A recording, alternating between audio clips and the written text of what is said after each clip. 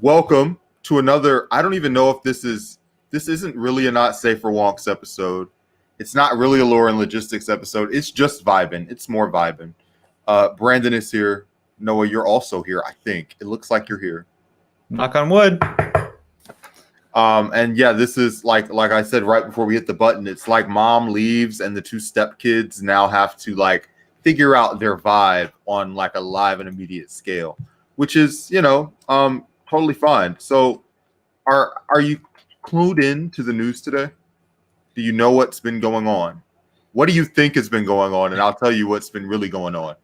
There's been a interesting discussion over social acceptability of a number of different things.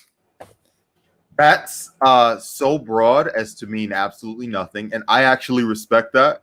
There's no way to be wrong if you're like, there's a broad discussion about a number of things. Plot.fit XY. That's how you pass any software engineering job interview. So, just draw your graph as big as possible. So Donald Trump said that he's going to terminate Social Security if he wins. Terminate? Terminate. Like terminate. Is he like electorally suicidal? Like what? You would think so, right? That sounds like something Kanye would say, like just out of the blue, not even like. He just decided that he was just gonna go for it, make some cuts, and that he's going to cut federal payroll taxes and just remove, you've got payroll taxes, and she's gonna, terminate your payroll tax, which is how Social Security is paid for. So I don't know what the plan is. He's got the axe out though, and he's just become the standard establishment Republican at this point. That's amazing. No, I mean, he was a fraud populist from the beginning. We already knew that, but like he drank their own Kool-Aid. Yeah, he just says if he gets reelected, there will no longer be a payroll tax, and that is Social Security and Medicare. So I don't know what he's got, some other kind of plan. If he's going to raise cash from something else, it's just not great. But the president, doesn't really technically have the ability to spend any money. Like that's not really the role of the president. So it's kind of unclear as to what he will or will not be doing. It's very fucking weird.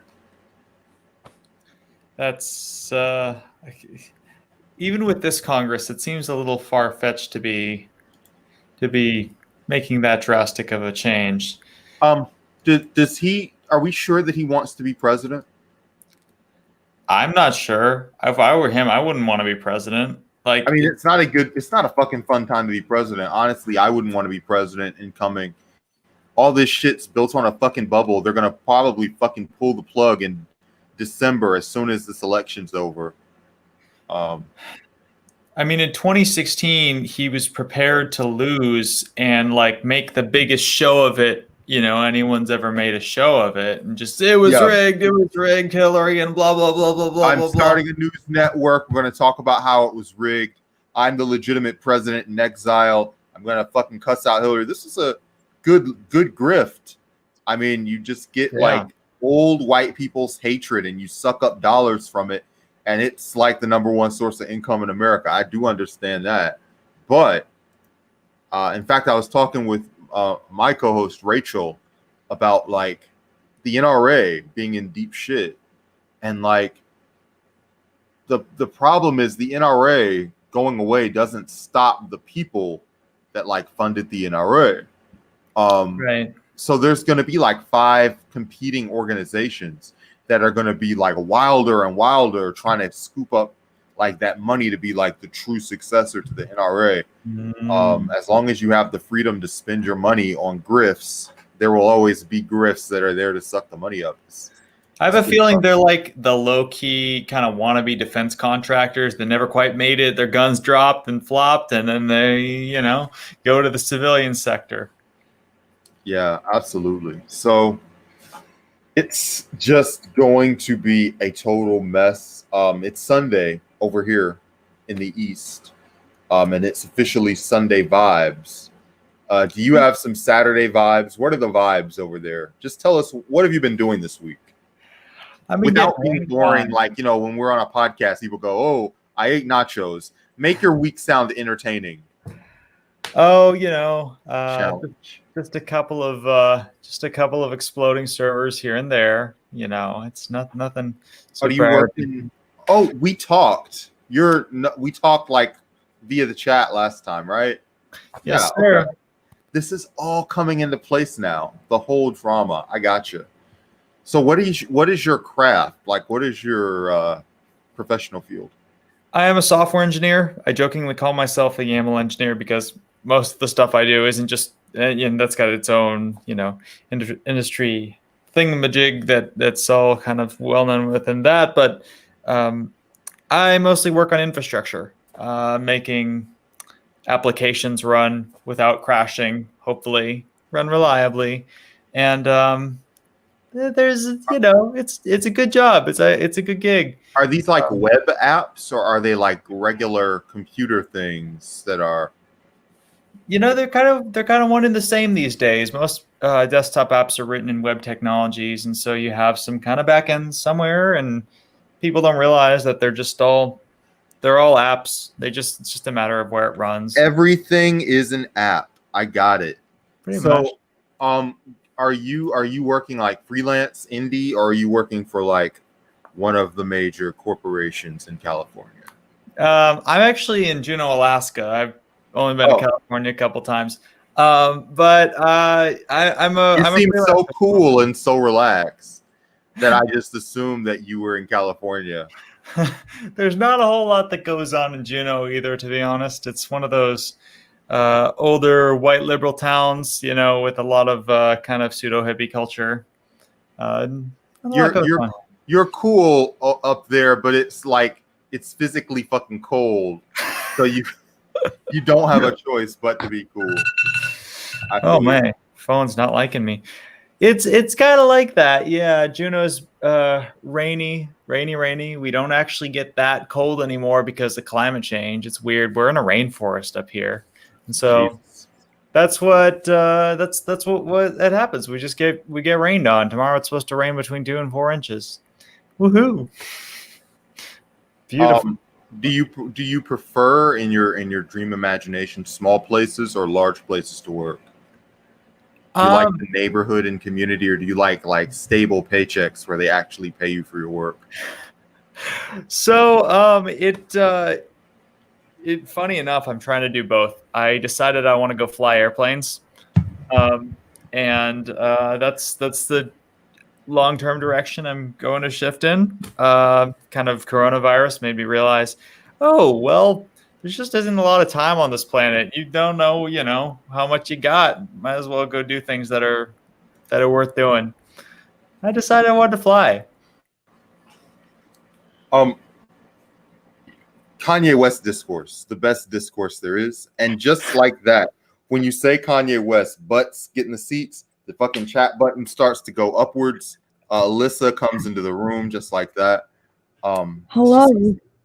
We said the magic word. We know you love Kanye discourse. Kanye's been booted. Oh, wait, Alyssa, we our whole thing where I tell you the news. Do you know the news today? No. Donald Trump. I waited just for you in case you'd come on, honestly. Donald Trump says that he's going to terminate the tax that pays for Social Security.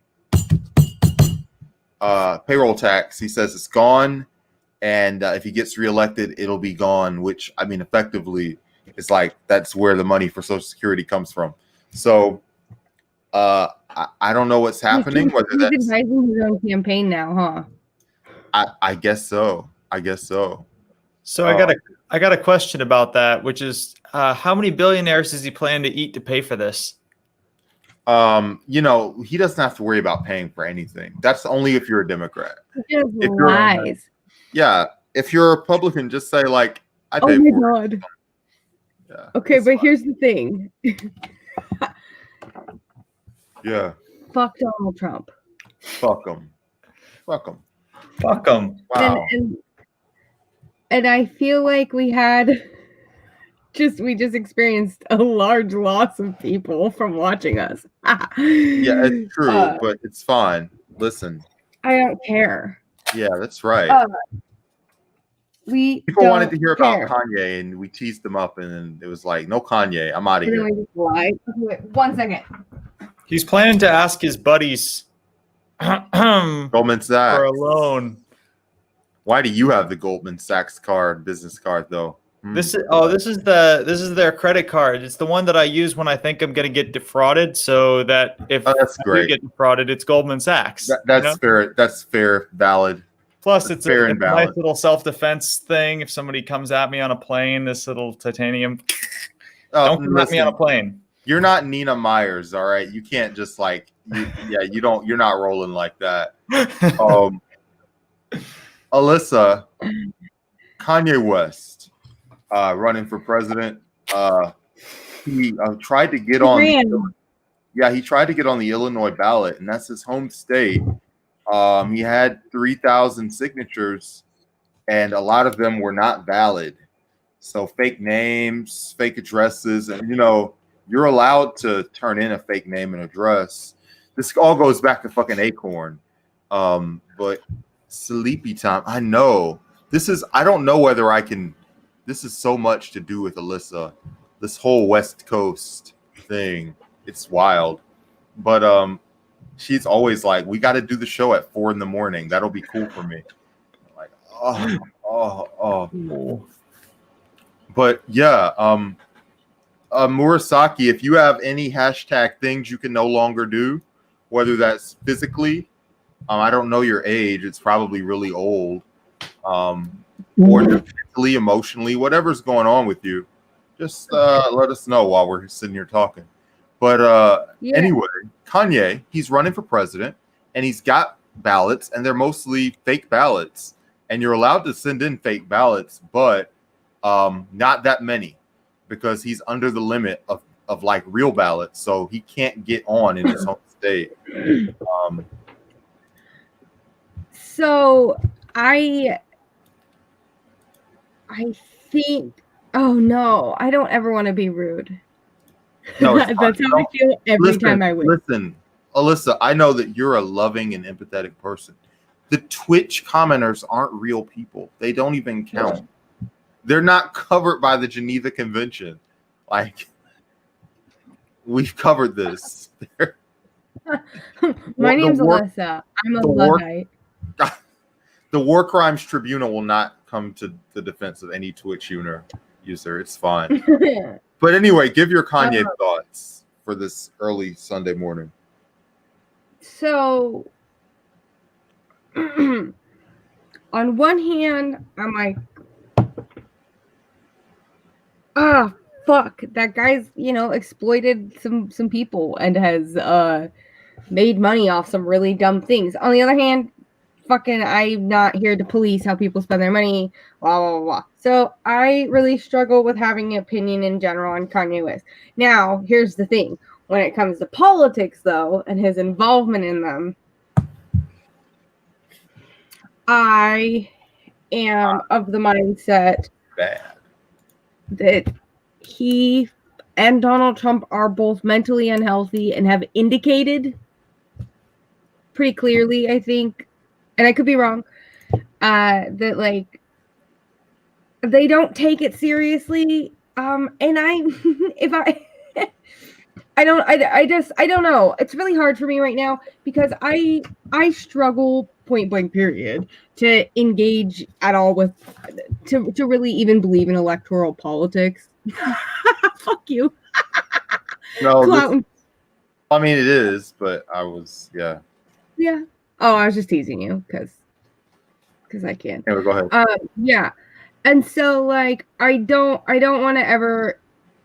This is where I struggle to like. I don't want to indicate that like Kanye West's bad behavior is indicative of like every person's mental health situation. You're a licensed doctor and you can share any information that you want, speculate about anyone's mental condition.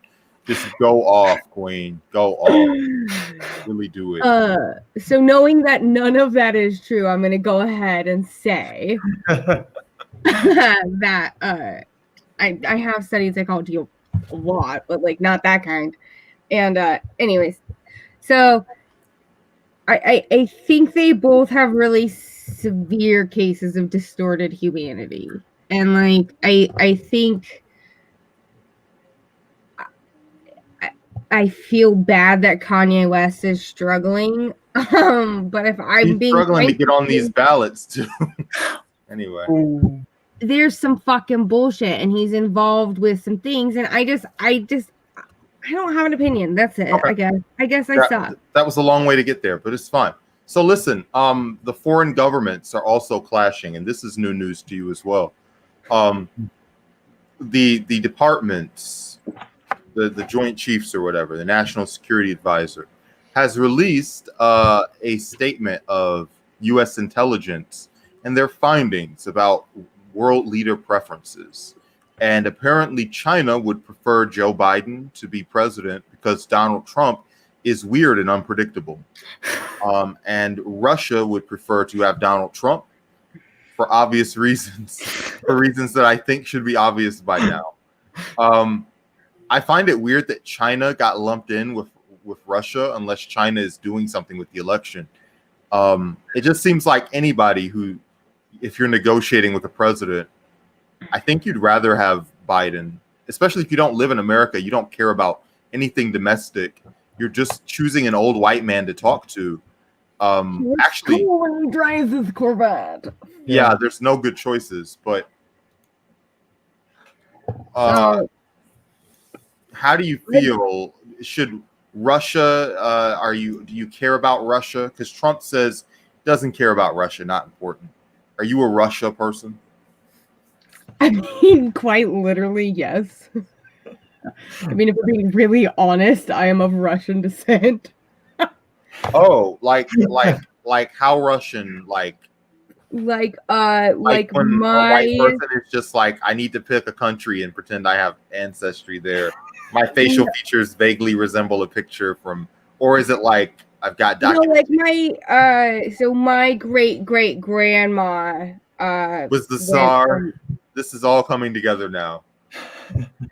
You guys, I'm a fucking Russian bot. I knew it all this time. There we go. Reveal, surprise. There it is. No, but like, I don't say that. Not even because of the like associations with those things. Confirmed. But it's more that I'm just like, I did not grow up with Russian culture, so I don't. I'm not gonna take a 23andMe, test and then be like fucking Nancy Pelosi with the kente cloth.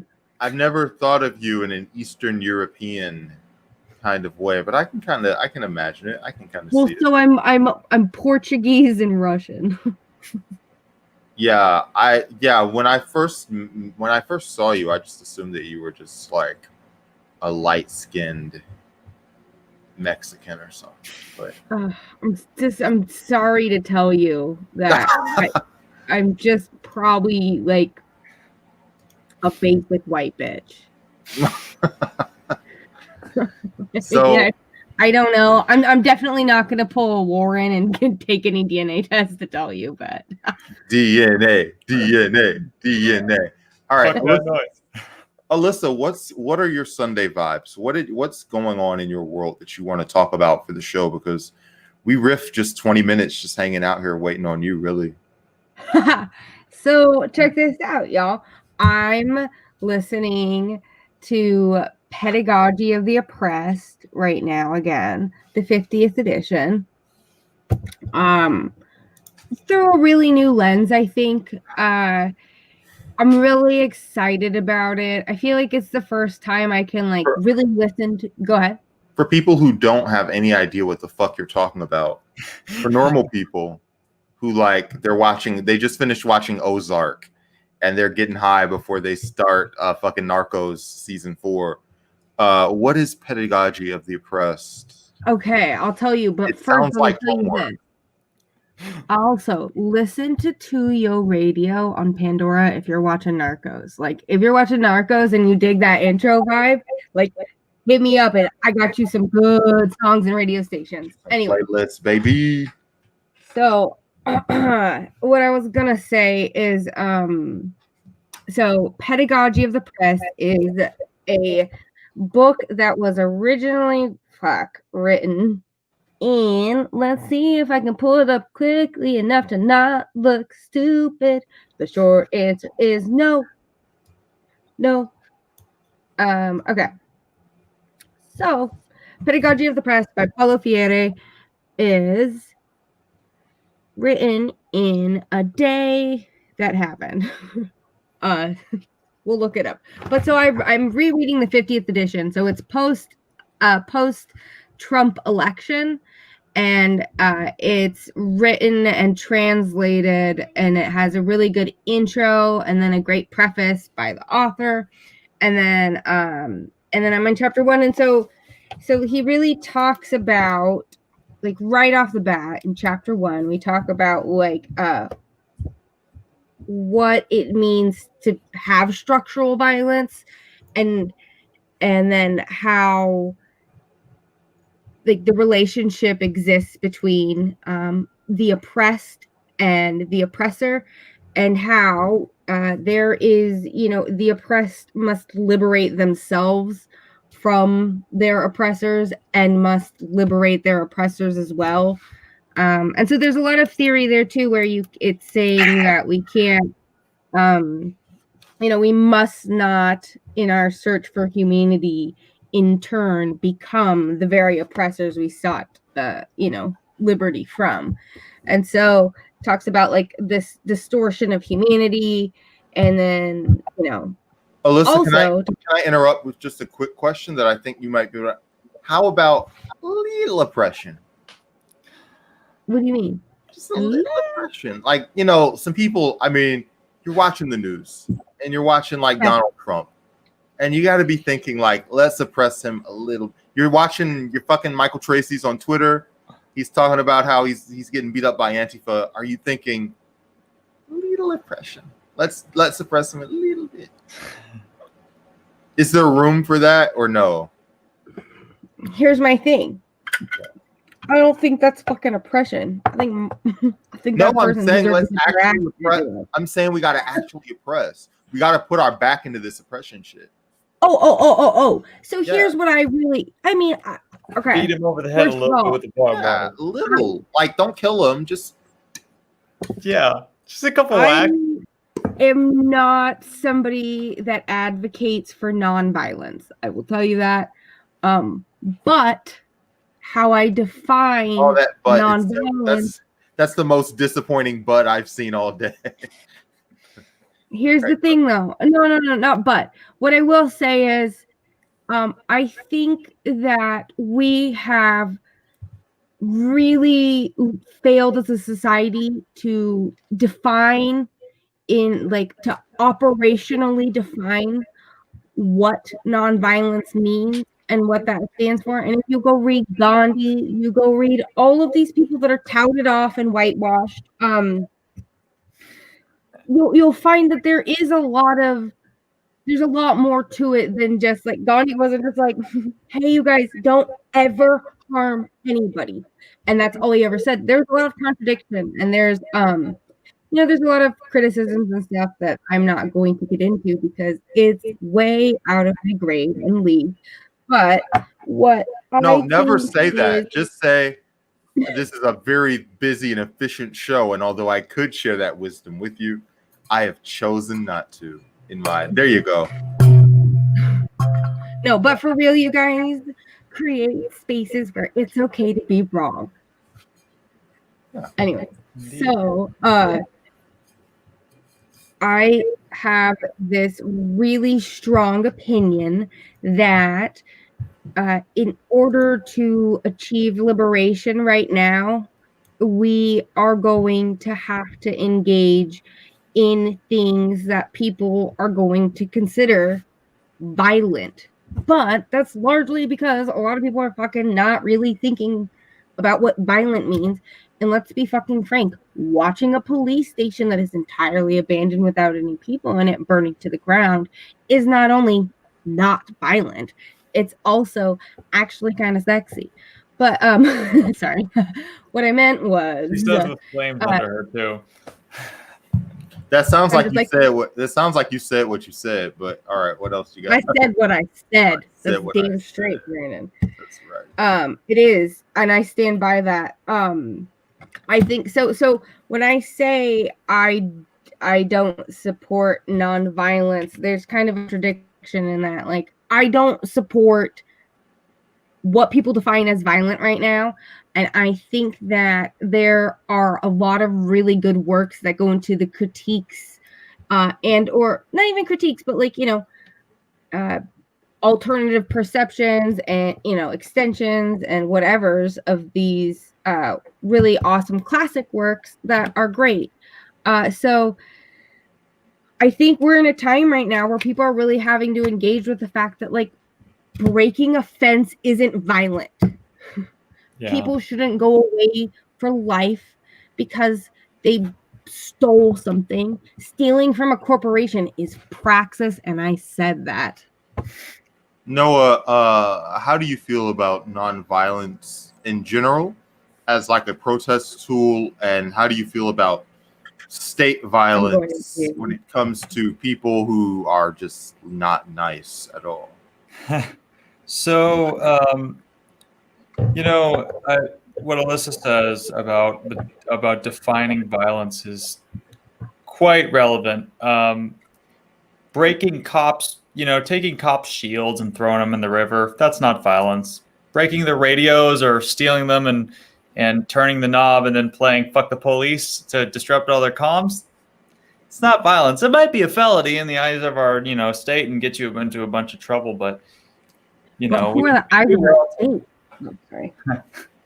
But we do well to discern the difference between covering a DHS officer in paint and throwing a Molotov at them.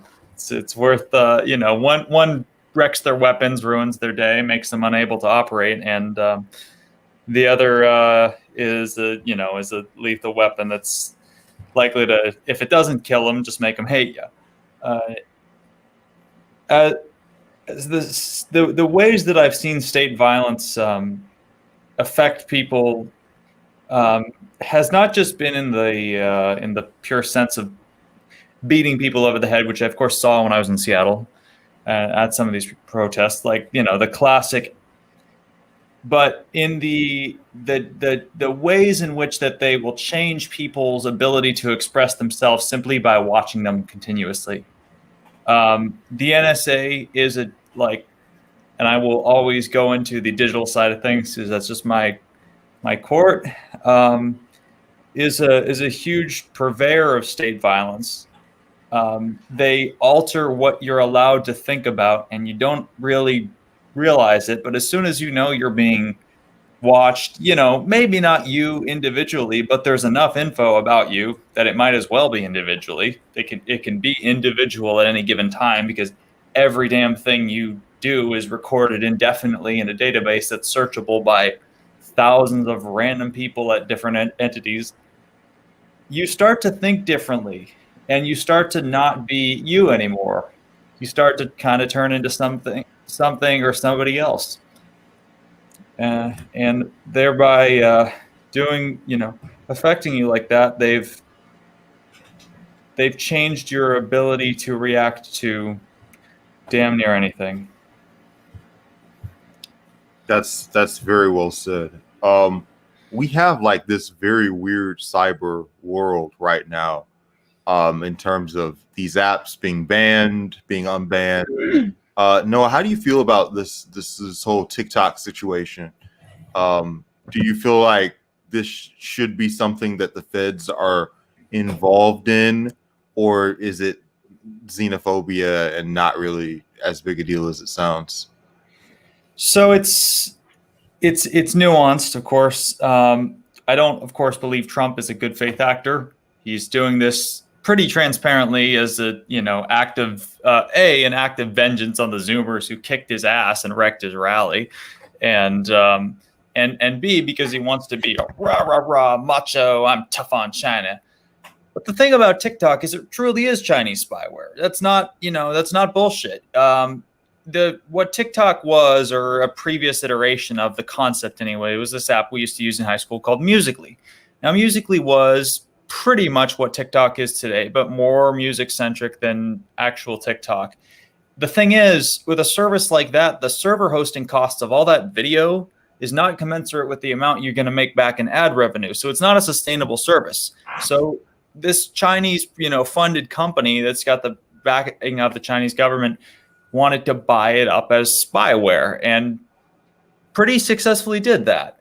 So is it Chinese spyware? Yeah. But, in the same way that Facebook is American spyware, it's all about threat modeling. Who do you care about, having your stuff screwed with? And TikTok does have substantive problems with their record of censorship, their record of technological racism, like turning people's faces whiter and calling it beautification.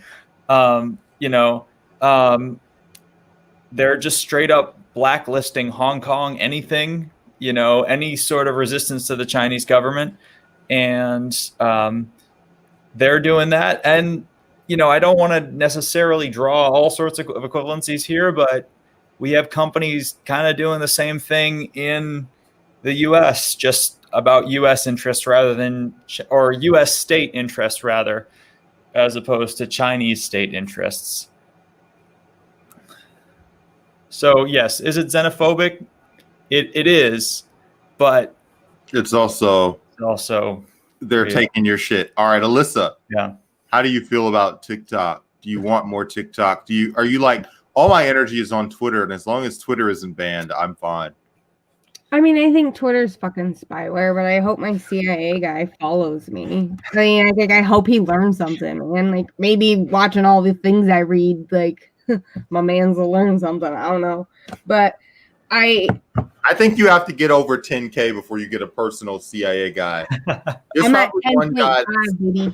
Yeah. Oh, never. Ooh, shit. What's up? Yeah. So I'm pretty sure also I was pretty vocal activist with my on-campus campaign. I mean, let's be frank, I absolutely know that they are surveilling me. In real life, I would be shocked if they weren't surveilling me online. But again, I hope you guys learned something. So yeah. But to think that anybody is actually like watching this and cares, I think is a little bit like self-important and presumptive. I don't really actually think that, but I do think I know of students who were engaged with the campaigns I was engaged with, who were being in real life, surveilled and targeted and harassed by various agencies. Our university spent $300,000 a day with the National Guard to surveil us. There's a pretty good Vice article about it. Keep my name in it too. So there's that. And there's actually, there's I've already had some shitty things posted about me online. So I you win some, you lose some. I try and be vocal and active so people know who I am, and I like to think that I have built and established trust with my homies. But I also know I sound like a conspiracy nut, and if I would have heard myself saying this maybe 2 years ago, yeah, I would have very much been hesitant to believe that. But they are, and again, I really want to point out too that like I am a low income, poor white person. So I have that white racial privilege. And like there are students who do not have that, who were severely targeted, harassed, and very much threatened on our campus. So it's a very serious thing. So like that's where I think like Noah kind of hit it spot on. I don't know that I could say it better. And I don't think that I'm qualified to do that. Because I also think that the United States has a lot of spyware, and I think that the United States has go watch COINTELPRO on Vimeo. It's done by the Freedom Project. I'll link it. It's free. It's 57 minutes, I think. It's a really good film. But so I think it's xenophobic in that we aren't engaging with the idea that right now there are very real threats to liberation movements. People are calling Black Lives Matter a terrorist movement. They're calling it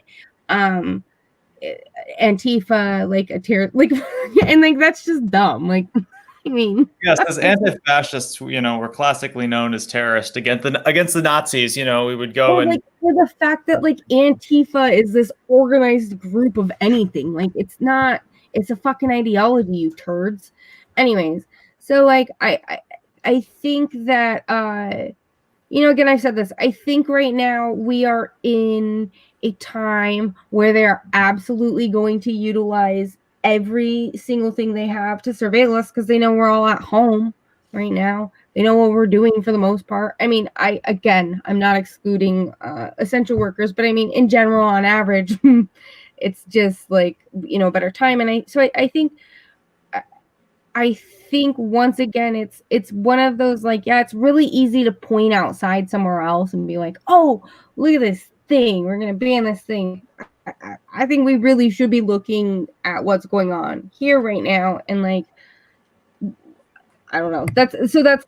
I guess that might also make me sound uncultured and fucking stupid. And all right. But I do.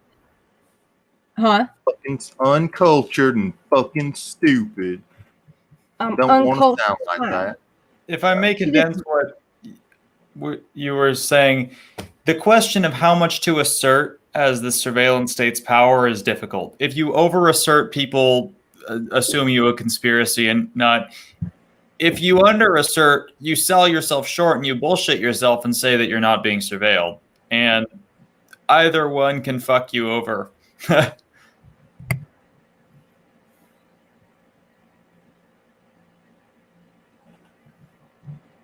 It was weird too when we were protesting at UCSC. I could live stream all the way up until a certain point, and we were there. I was like, you guys, they've got cell phone jammers.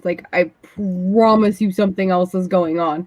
And they're everybody was kind of like, girl, you're tripping.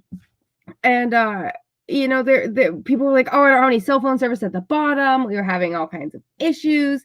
And just recently, even before this protest, if you go and you look, UCSC just admitted to reading all of our university emails. They've already been reading our emails at the UC. So you have that. And then, so something I think we don't talk about a lot is the military academic industrial complex. And so it is of my opinion that we never got out of the war economy. And so people like to pretend that we're out of it, but we're not really out of the war economy. And so if you're not participating in the economy and making good money, or a worker, so, if you're not doing your part in whatever class, and then you're not participating in either the academic institutions in the ivory towers, and you're not, participating in the military, and you're not if you're not doing these very staple things, or participating in capitalism in general, but again generating to this war economy, if you will, then you're not you're very likely going to get put into jail on top of that. And so that's where we get very targeted, and that's how redlining builds into the school to prison pipeline, which builds into the military academic industrial complex. And it's almost like these different filters to try and get different people. And so God, I don't remember which song it is, but it's Zach De La Rocha talks about the chosen white, and I think that's a very under talked about Killing line. in the Name of is a very famous song, Alyssa. Right, but I was saying the line. Yeah. This motherfucker come back on just to catch me. Yeah, exactly. Yeah. He just gets out of here right after it too. Well, so anyways, but you're right. So killing in the name of he called me out. You're right. But so so there's this. What I'm getting at is that we have so many different forms of white supremacy and colorism. And we have all of these different things that all kind of come back down to this idea of settler colonialism and the expansion and subtraction of that, right? So if you think all the way back to like when them colonizers, I just realized I was going to do like a long ass history and you guys probably don't want to hear that. So what I'm going to pops up there. I'm going to shorten that and just say that there's expansive, not today, colonizer. Look in my house. Oh wait, it's not my house. It's your house. Look at this shit. It's on fire. If the house is on fire, we all own it. That's how it works. Burn. Right. It is. Well, and so there's expansive, which is where that was what the slavery was. They were trying to expand that workforce and to generate that. And then there's subtractive, which was the forced assimilation of Native and Indigenous folks into missions and those types of things. And those are what largely informed, as we all know, the fascist Nazis and like the things that were generated from that time. And so that's what's so crazy when people that I feel like a lot of people don't understand is like, not only was the United States absolutely super fucking fascist, it has fundamentally been worse than Nazi Germany, and there are not this. So that's okay. I'm getting into some hot tea takes, so I'm gonna slow my roll. I'm doing like a hold on. No, I'm playing. Go ahead. No. What I was just gonna say is I think I guess what I'm trying to get at is that there are so many overlapping forms of oppression that I think it's important that we all get to a point where we can build time and like spaces and times for people to talk about those. Not so it's a bombardment, it's so that people can choose to engage with it, right? But so that people can start talking about this shit, recognizing this shit, and start to understand that we aren't going to be able to untease all of these things, and that it's like we can't keep fucking putting duct tape and glue and all the scotch tape and all these different things to try and fix this busted ass thing. Like, it's time to take it out and to go and to reevaluate everything, in my opinion. And I think that we've gotten to a place where capitalism dehumanizes us, devalues us, and it gives us just enough to where we often will participate, and then there's all these other different cultures of competition and all this middle class and the myth of meritocracy, all this shit that'll make us just keep hanging in there. And that also reinforces this idea that we are inherently bad, or that that there is no redemption, or that people are going to continue to be inherently bad, and so that's where like I do find hope in that. Yeah, I was gonna say this is going in a very dark direction, but you kind of pulled up there at the very end. Terrain. Yeah, exactly. Before I was ready to find one of these windows and jump out of it. Like, there's no hope. There's no hope. Here's the thing, though. There's so much hope. There's too much hope. I stand by that. And hey, final thing. My favorite quote in the whole wide world is, if there is one thing in this world that you can give somebody, even if you don't have any of it yourself, it is hope. You can still give other people hope, even if you don't have it. And I love that shit. Cries in sad leftist depression.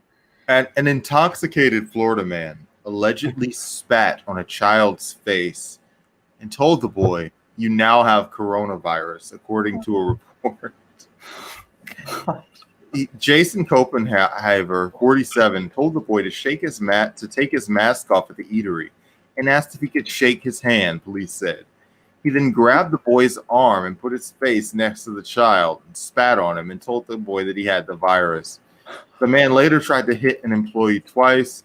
The worker grabbed him and tugged him outside until the cops arrived. He was charged with battery and disorderly conduct.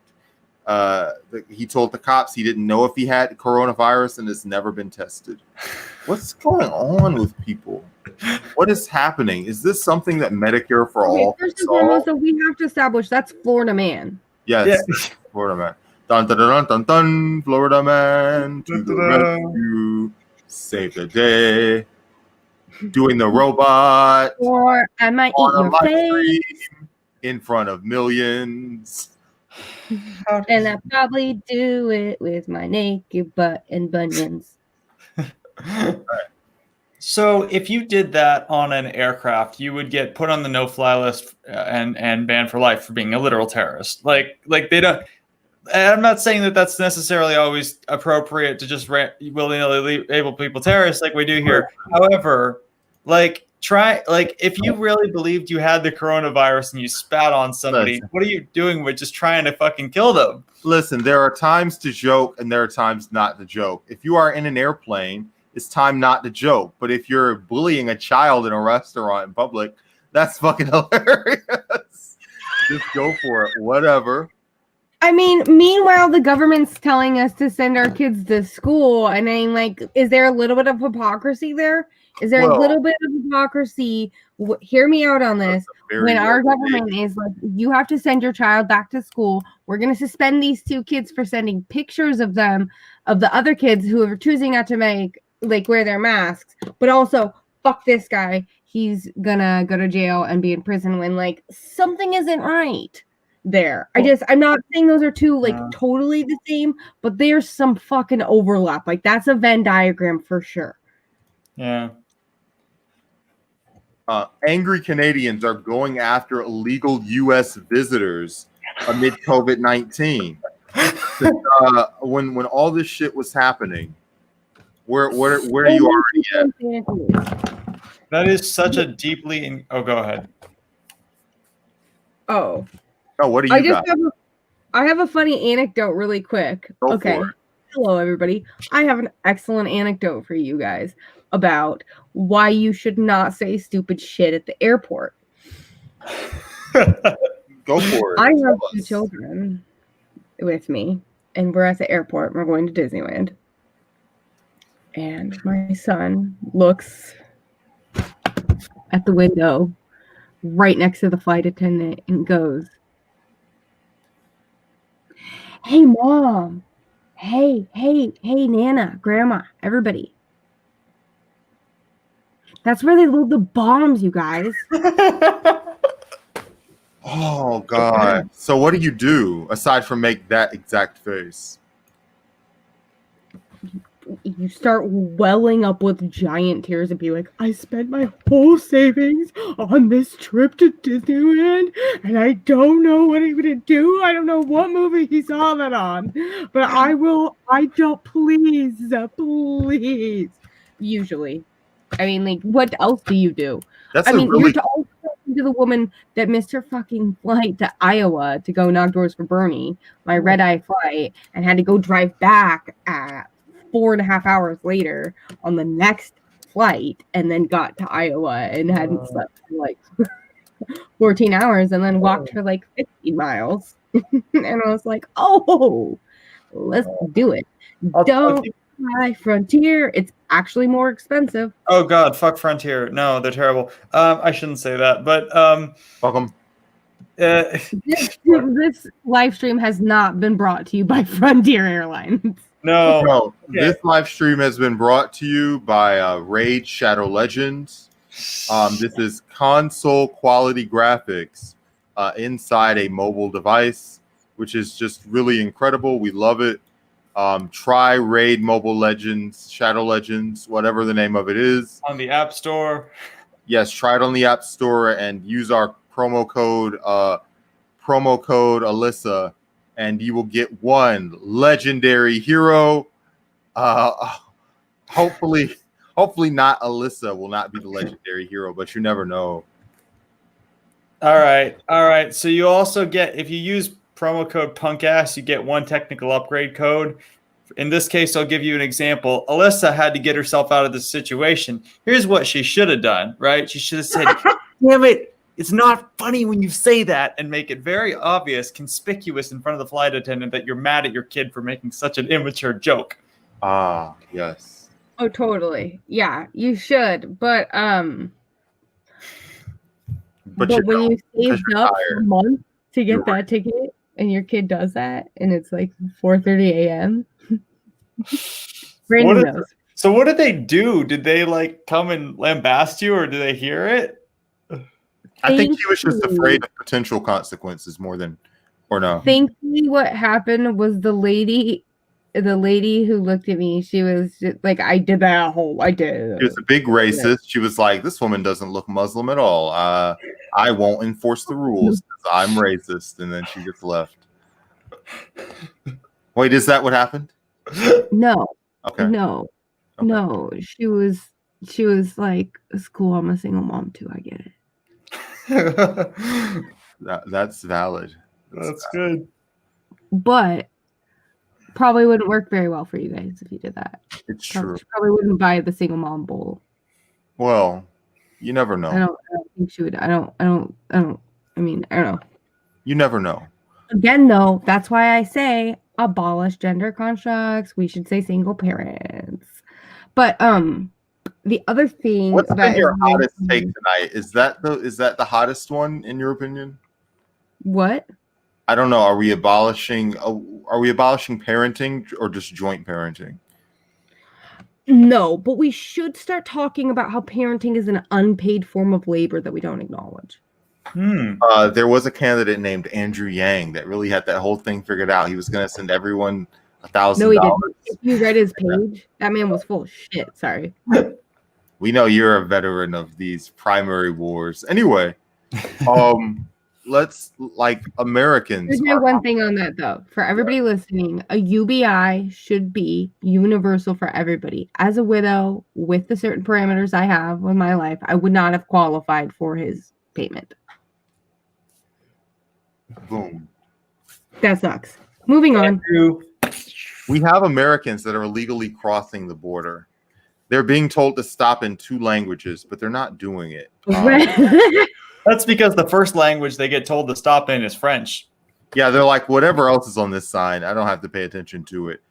They're They've like, oh, been maybe I should stop speaking Canadian here. Canadians have been like That's slashing funny. tires. They've been breaking fucking like vehicles with American plates. The fuck out of the country, eh? Yeah. Yeah, because Canadians are like, you've got the fucking virus and you're not supposed to even be here if you've got American plates because Americans are banned from coming in. So it's like you're here illegally. And someone said, I suggest you ride a bike or change your plates. Like they're really trying to close these fucking borders. It's kind of wild. You know, it's a deeply like oh, go ahead. I was singing a song like an absolute fuck. Go ahead. So it's this deeply ingrained thing. Like there's been a lot of speculation that like racism and general xenophobia has a lot to do with like us having like, you know, shit ingrained in us that thousands of years ago, like there were like viruses that really? Oh, interesting. Wait, I don't let know me. shit. No. Sorry. What I was trying to say is that it's not ingrained. It's taught.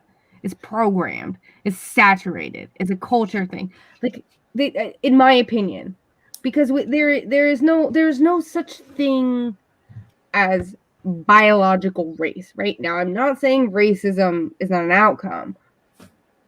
But that's Sure. because we have so many various forms of, like I was saying, white supremacy and colorism. So there's, and that's, I don't know. I feel like that's both. There's a United States variations of it. There's things of that abroad, and then vice versa. Whatever, you get what I'm trying to say. But so but I just wanted to clarify. I do not think personally that it's an ingrained trait. I think that it is a cultural thing right now. That, and by right now I mean for a while, but like it is definitely not something that's been there like.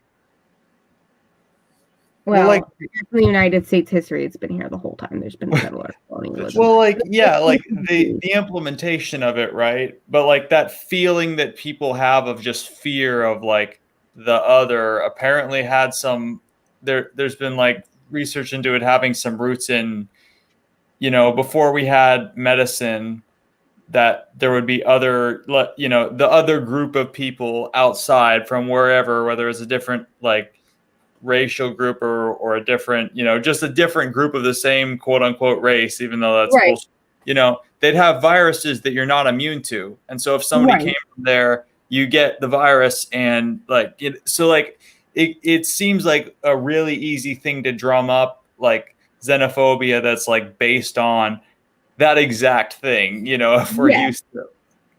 I think we're saying the same thing, and I think I might have like I didn't mean to jump down your throat. I'm so sorry. I didn't mean to come off like I did either. Down But I mean like that's where I get like I feel like there's different versions of social othering, but it doesn't need to, it's not, and I don't think it's always been rooted just in that based off of like the fucking racism or xenophobia. I think that there's been other various forms and things like that. And like a good indicator of that too is like if you are thinking about before people could really travel a lot, you were usually seeing people of around you on varying degrees of your, like if you were to line up people from wherever they were around the country in general on average at that time. I'm not presenting what I'm trying to present, and I want to reel that back because I'm hearing myself. But what I'm trying to say is that I don't think people are inherently racist. I think that you're taught that. I think that it's a staple of certain cultural things. And Brandon looks like, I don't know, he's either really tired or he disagrees. And I want to know what you have to think and not me. I can't get the cameras made. A little column. Well, when you say what makes a person anything, you're getting into some very deep philosophical territory. True. Because what does it take for a person to be something? Like how often do you need to do something and before we can identify you as that? And if we're talking about like just in having a structural imbalance, is it awareness of the structural imbalance? Is it using it in a way that is harmful to the whole? Is it so basically the question of like, are people made racist by being born? It's so complicated that it almost like, and the answer to that question isn't useful. Like, what does it mean to even have that knowledge aside from like therapy? Like that basically is, how do you want to solve this problem? And I would say, well, if we were to take people from birth and incubate them in a certain environment, I don't know whether they'd have a conception of racism, and therefore it seems likely that might not be something that's inborn. But then again, we could probably find a really unethical doctor to do a clinical trial to examine racial bias in people who have never been educated of any of these distinctions. I'm sure it exists to some, like tribalism exists in some form, just with all human beings, and we're all able to, I mean, you can go to any kindergarten and see like 5 kindergartners pick on one kindergartner, and clearly they were able to find some difference between them that allowed them to, you know, build a separation or arbitrarily attack that person. But the way that that might manifest is probably different just based on the actual economic or social situation. Like a good example of this is, I forget where I heard this, but you know, there was a Lord of the Flies type experiment in some Pacific island, and it was a situation, not an experiment, but a bunch of school kids got like lost on an island.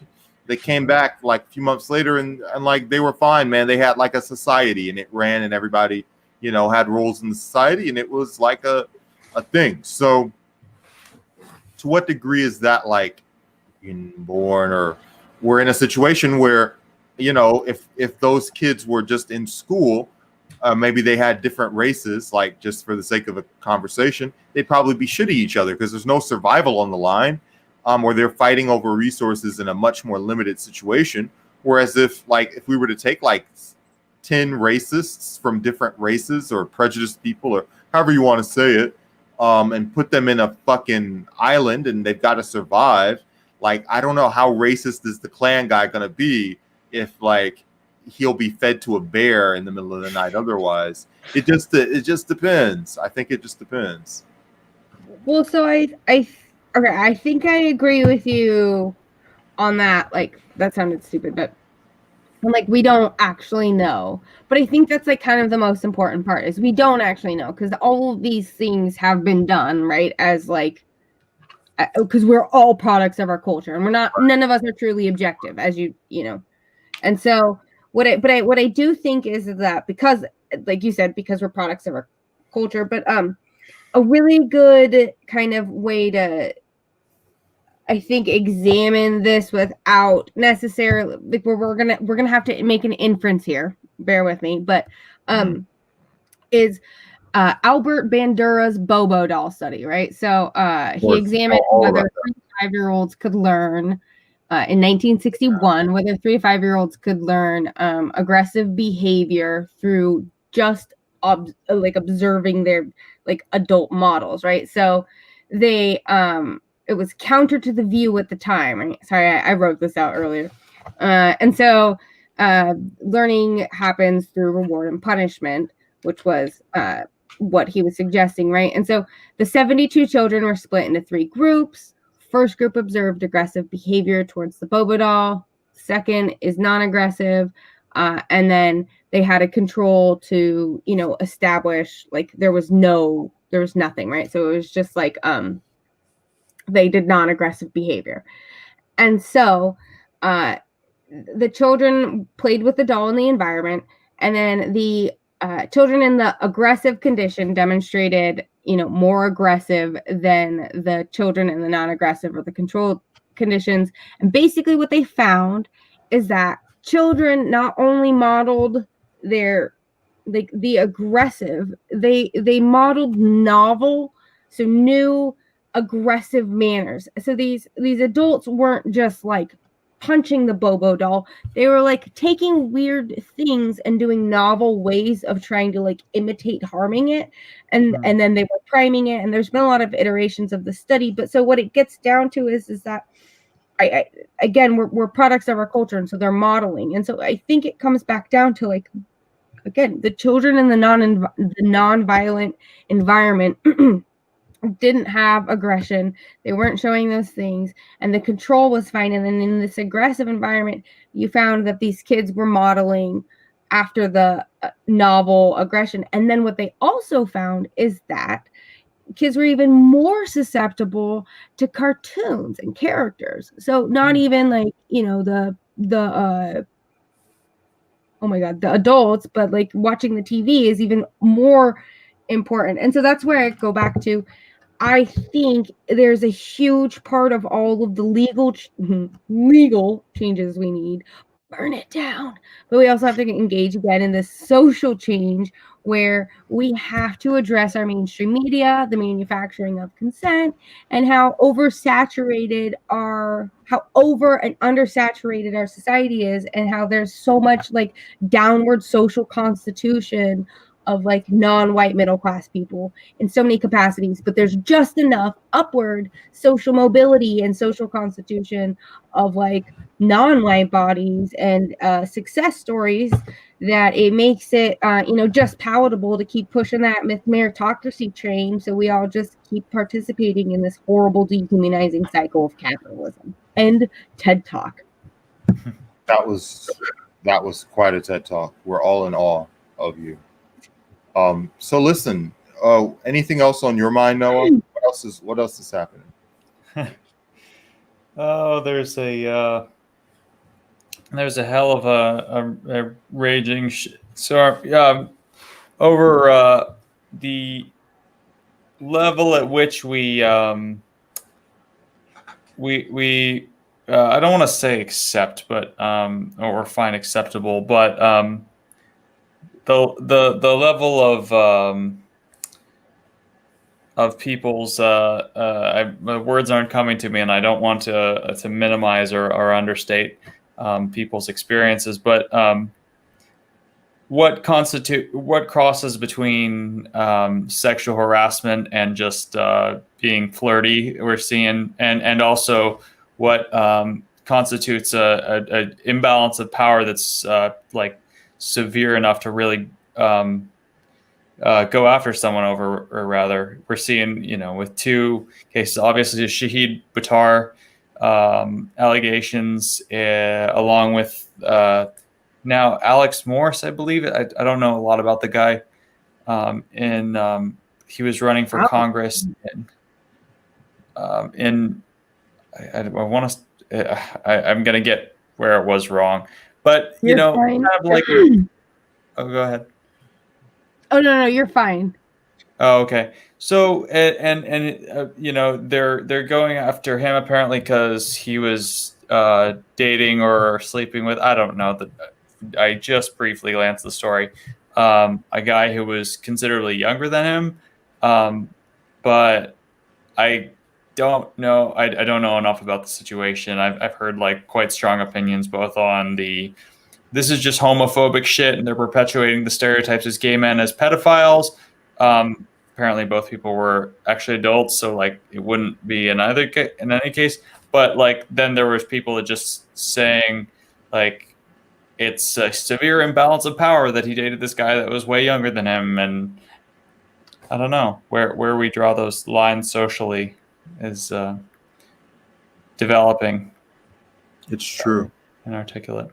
Alyssa, any thoughts? You've had some thoughts. You've shared quite a bit of wisdom. I don't know. Oh, I feel so fancy and honored. Thank you. I'm bad at taking compliments. So, I think with I mean, I'm going to be real with you. I really struggle with that too. I want to say first and foremost, because I feel like unfortunately we live in a society of qualifications right now, and that I need to qualify this. I'm not usually a big fan of qualifiers. However, I've had my fair share of these encounters, but I've also never seen, I don't know, I feel like there's been movement in generation in this, like, this is the first time people are really trying to grapple with it. This is the first time I've had discourse. Like, I remember the first person I had ever told that I was raped to laughed at me. He was like, "Yeah, shut up, slut." And I was just like, Man. and it really, it fucked with me. Those so long ago now, but I'm like, I could give two shits and a handshake less. But I am at this point where, on one hand, I really, on this one hand, I really don't want to ever minimize somebody's experience. I'm very fearful of that. On the other hand, I also, I don't know. I don't know where to draw the line, and I feel like this is one of those big failings we have in our system and our society right now, which is that we don't have anything in place that is capable of handling these one-on-one situations. And because there is such an imbalance of power in so many facets and channels of our society, there's so much disparity and inequity that I feel like it's hard for us to parse apart these things. Now, don't get me wrong. There are some very, very clear fucking boundaries on a lot of shit. And I'm not saying like, oh, everything's so unclear. That's not what I'm saying. Like, keep your fucking hands to yourself. Don't tell people to smile. All these things. Yeah. But I when I am faced with a real person accusing another real person, like, that's how I feel about it. And I think we've really failed to engage with the idea that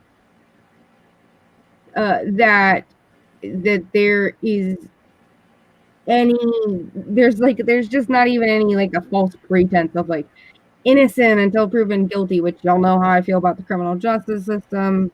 I'm not a carceral person.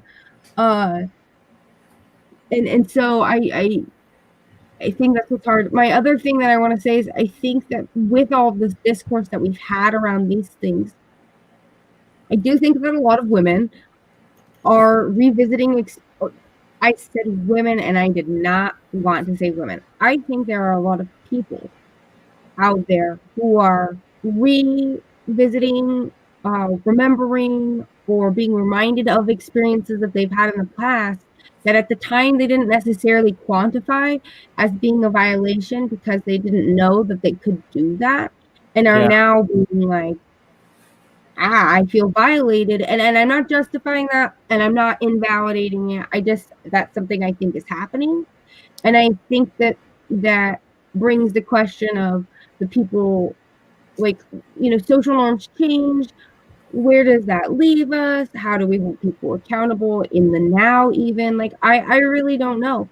But what I will tell you is, I bet you there's a lot of smart fucking people out there who have written some good stuff on it. That is something I'd like to look into. I am very much a big believer of transformative and restorative justice. There are so many wonderful, brilliant people who have contributed. I'm trying to think of a name and I can't, but so I think it's hard. That's a very intimate part of ourselves, and we all recognize that, I think. And so to the idea of violating somebody's livelihood in any capacity is hard. And I think that's what's so difficult about rape and sexual assault, is that you run the risk of invalidating that. I mean, that the victim survivor has potentially now is struggling with their, I'm speaking for myself on this, but struggles with their sense of well-being and access to livelihood, and identifying as a person, and their humanity has become distorted, if you will. But if it is a false accusation, then there's also the potential and capacity, for that person's, the other person's livelihood and well-being to be destroyed or distorted. In general, on average, I don't really think that there's too many false accusations. I'm not speaking about political elections, because I think that's, again, we have other power cycles involved. But to sum it all up, I think that there's a big need for a lot more discourse, a lot more reflection, and a lot of kind of what we're doing, willingness to engage and discuss things that are uncomfortable and kind of shitty, that we don't want to think about, that are hurtful and harmful. But I believe that's how we grow and heal together, and how we learn and build and access that collective knowledge from those before us, and the collective knowledge that we have currently right now with us in, the people who are thinking and manipulating that knowledge. Well, I have nothing to add. Are we rapping? Are we bapping? I just wanted to address Shahid's case specifically a little bit, because it brings up a few things. For one is, who do we want, pulling back from this thing, what type of people do we want representing us? And type of people is a little bit of a cop-out, to be honest, because it can, that type of people, can have really bad implications. But what do we want people's attitudes to be as they're representing us? Now, Shahid wouldn't have been my first pick to start from the people I know in the San Francisco organizing community. He sounds like a pretty egotistical guy who does a lot of self-aggrandizing shit. And you end up with the AOC problem of, she does kind of enjoy it too much sometimes, to the point where she's willing to just cave on things. And it's the same shit with Cenk Uygur getting all soft on Elizabeth Warren. He's always had his problems, but the guy used to have some measure of principles that I respected, and that's kind of what introduced me to that whole, I don't want to, over class corrupts. What? I just said class and that access, I think, corrupts. And I think that's kind of the fundamental aspect of power relations, in a lot of capacities. Yeah. So, and so there's this interesting thing of what do we want people's attitudes to be? Now, there's also, people's attitudes towards just how they treat each other. it doesn't, we're not talking about sending the guy to jail. Obviously, we're saying, do we want this person representing us, or specifically San Francisco saying that? But people on the National Party, at this point, it's difficult because it's just, they brought it to a point where it's sounds like it's almost a lesser of two evils juxtaposition, because everybody fucking hates Nancy Pelosi. Duh. We all want her out. But like, do we all want her out? Huh? I don't know. I think we should poll the city of San Francisco, and then make more intelligent priorities instead of dumping just millions of dollars into this one race because we're mad at a lady who is basically just like a rep for a system. And like that's like Sure, fighting the cashier at McDonald's because the fries are cold. Like, she's only serving you like the aggregate results of the system. That is literally her role, is to be a weather vane towards power. So like, it kind of blows that there was so much money in social media attention.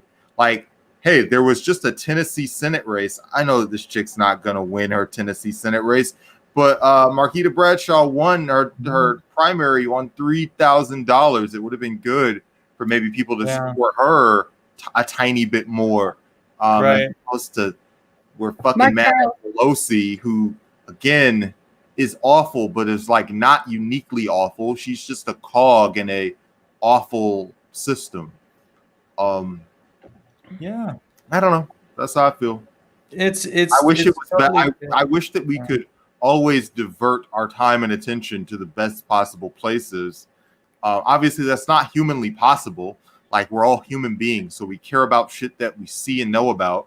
Right. And we all see and know about Pelosi being the Washington Generals and getting dunked on all the time. Hey, Chris, we're just talking about, like, and I know how you feel about this. Was Pelosi a good strategic target for the left? And I've just been like, not really. Like, we're all angry. I don't know if that anger is an important strategic victory or whether Pelosi was extremely vulnerable in her very wealthy liberal district. I don't know. That's kind of what we're.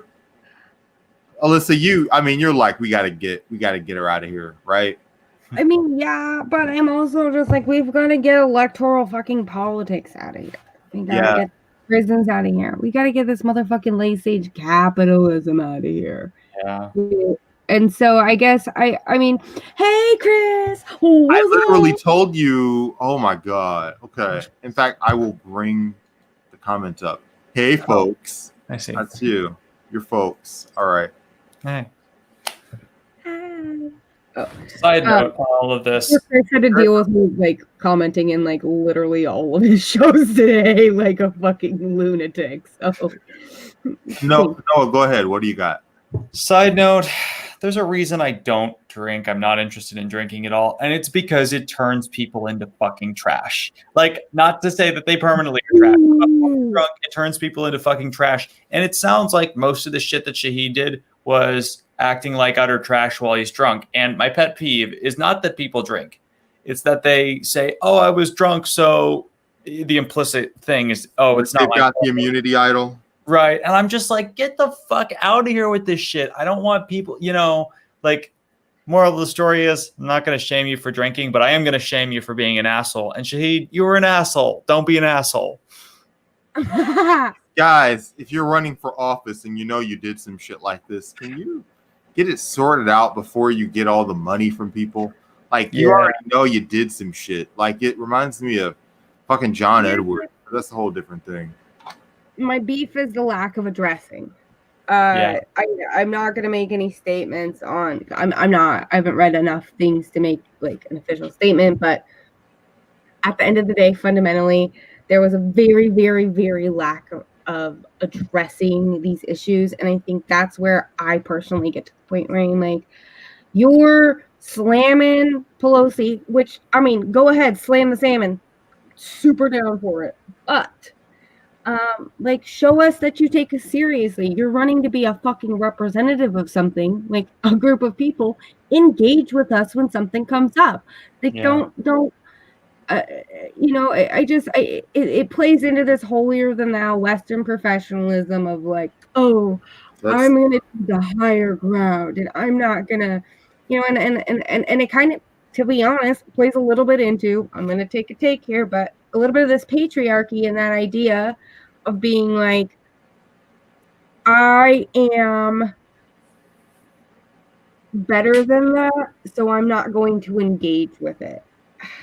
I mean, I there's do no think rule that- that says women have to engage with everything. Look at your unanswered DMs right now. There's no rule that says, I mean, you can just be like, I'm not going to engage with that. I'm not running as a state representative. That's my fucking personal account, and I stand by the fact that it's my whole name. It's not like Alyssa for anything. It is literally ACAB BLM COLA. Like and that's where if I were to go and campaign, yeah. But the other You thing actually is, would answer. You'd answer every letter. And of course, this is a more serious thing. This isn't like a you up. America just texted Shahid, you up. you what? Pause. And then you post stuff. And so I think a lot of people are also at this point right now where they're at their max capacity for disenfranchisement and disenchantment with politics, and they just want some good stuff and to feel something again, to feel anything again. But what you doing, baby?